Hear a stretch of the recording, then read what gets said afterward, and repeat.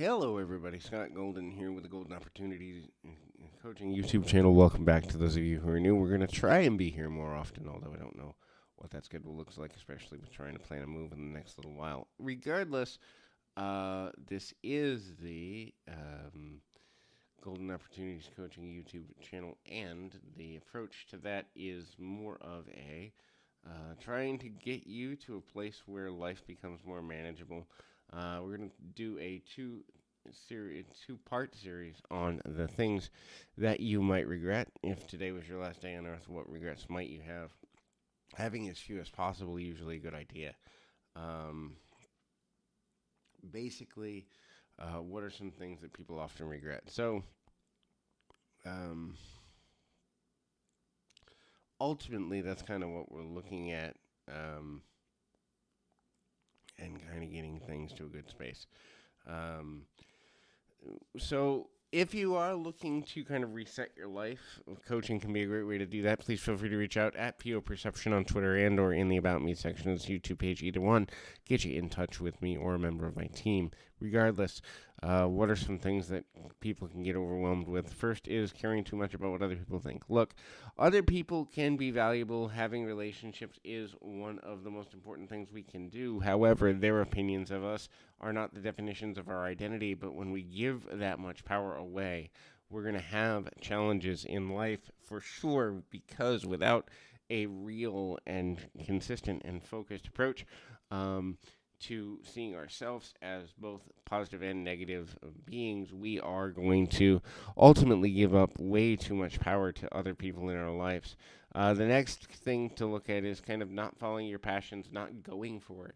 At the end of your life, when you're, however old you are, but right before you pass away, you're going to go, I wish I would have, I wish I could have, I wish I should have.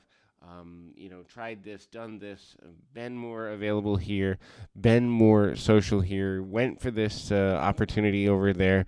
And kind of the more we look at that, the more we begin to see our own value, the more we begin to see that at the end of the day, our lives are determined by the things we do and the memories we have from doing them. And when we don't necessarily understand how to express that, it can become extremely difficult. Work-life balance is another thing that at the end of your life you'll have difficulty with. At the end of the day, no one's going to say, hey, I wish I worked more. Working hard is important, and certainly being completely engaged with whatever skills and talents you have is valuable. However, no one's going to look at your life and judge you based on how much you work. They're going to judge you based on the level of work you do and the quality, but also you're going to judge your life based on the quality of relationships that you create and have. And so it's important to know that. It's important to note that.